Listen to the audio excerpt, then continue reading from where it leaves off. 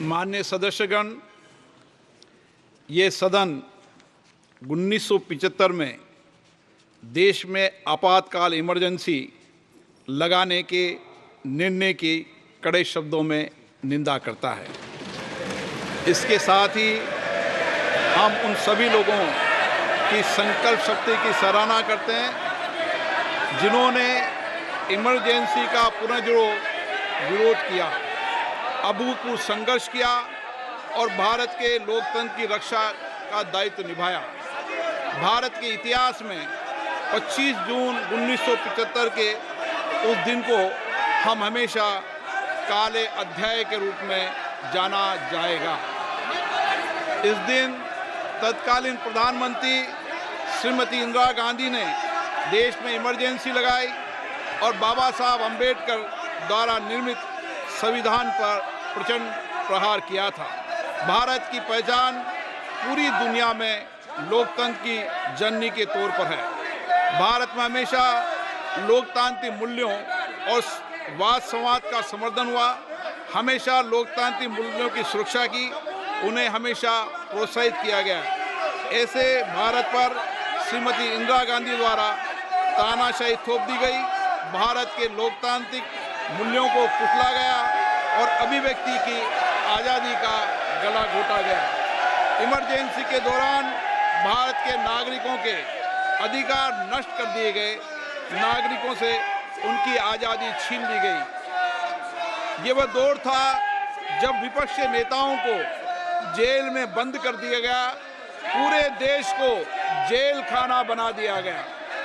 तब की तानाशाही सरकार ने मीडिया पर अनेक पाबंदियां लगा दी गई थी, न्यायपालिका की स्वतंत्रता पर अंकुश लगा दिया गया था। इमरजेंसी का वह समय हमारे देश के इतिहास में अन्याय काल का एक काला खंड था। आपातकाल इमरजेंसी लगाने के बाद उस समय कांग्रेस सरकार ने कई ऐसे निर्णय किए जिन्होंने हमारे संविधान की भावनाओं को कुचलने का काम किया। क्रूर और निर्दयी maintenance of internal security act Misa में बदलाव करके कांग्रेस पार्टी ये सुनिश्चित किया कि हमारी अदालतें मीसा के तहत गिरफ्तार लोगों को न्याय नहीं दे पाए। मीडिया को सच लिखने से रोकने के लिए parliament president production of publication repeal act, press council repeal act और prevention of publication of objectionable matter act लाए गए। इस काले खंड में संविधान में 38वां, 89वां, 40वां, 41वां, 42वां संविधान संशोधन किया गया। कांग्रेस सरकार द्वारा किए गए संशोधन का लक्ष्य था सारी शक्तियां एक व्यक्ति के पास आ जाए, न्यायपालिका पर नियंत्रण हो, संविधान के मूल सिद्धांत खत्म किए जा सके। ऐसा करके नागरिकों के अधिकारों का दमन किया गया और लोकतंत्र के सिद्धांतों पर आघात किया। इतना ही नहीं, तत्कालीन प्रधानमंत्री श्री इंदिरा गांधी ने कमिटेड ब्यूरोक्रेसी और कमिटेड जुडिशरी की बात कही, जो उनकी लोकतंत्र विरोधी रवैये का एक उदाहरण है। इमरजेंसी अपने साथी ऐसे असामाजिक और तानाशाही की भावना से भयंकर चुनौतियों को लेकर आई, जिसने गरीबी, दलित और वंचितों को तबाह कर दिया। इमरजेंसी के दौरान लोगों को कांग्रेस सरकार द्वारा जबरन थोपी गई अनिवार्य नसबंदी का, शहरों में अतिक्रमण हटाने के नाम पर मनमानी का और सरकार की कुनीतियों का प्रहार झेलना पड़ा। ये सदन उन सभी लोगों के प्रति संवेदना जताना चाहता है। 1975 से 1970 कालाखंड अपने आप में एक ऐसा कालाखंड है जो हमें संविधान के सिद्धांतों, संघीय ढांचे और न्यायिक स्वतंत्रता के महत्व को याद दिलाता है। ये कालखंड हमें याद दिलाता है कैसे उस समय हम सभी पर हमला किया गया, क्योंकि जिनकी रक्षा आवश्यक है।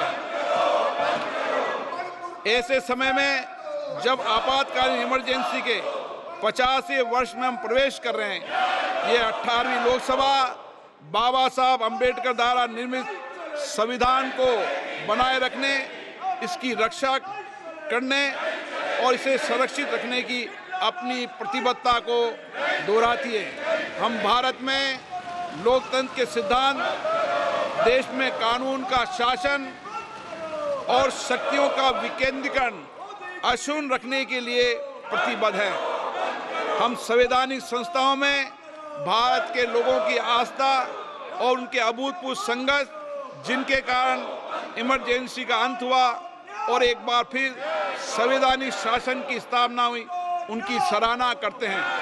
1975 में आज 26 जून के दिन ही देश इमरजेंसी की क्रूर सच्चाइयों का सामना करते हुए उठा था। 1975 में आज के दिन कैबिनेट ने इमरजेंसी का पोस्ट फैक्टो रेक्टिफिकेशन किया था। इस तानाशाही और असंवैधानिक निर्णय पर मोहर लगाई थी। इसलिए हमारी संसदीय प्रणाली अनगिनत बलिदानों के बाद मिली दूसरी आज़ादी के प्रति अपनी प्रतिबद्धता को दोहराने के लिए आज के प्रस्ताव किया जाना आवश्यक है। अब हम ये जानते हैं कि हमारी युवा पीढ़ी लोकतंत्र के इस काले अध्याय के बारे में जरूर जानना चाहिए। इमरजेंसी के दौरान गैर कानूनी गिरफ्तारियां, सरकारी प्रताड़ना के चलते अनगिनत लोगों को यातनाएं सहनी पड़ी थी।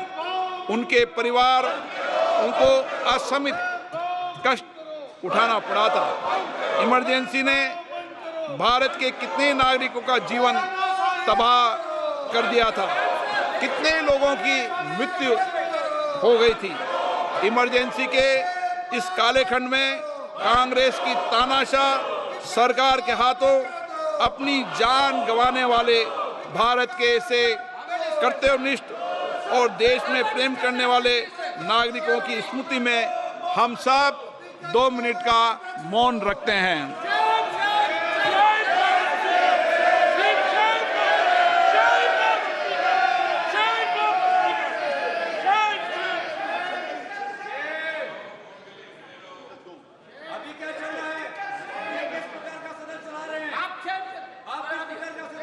ओम शांति।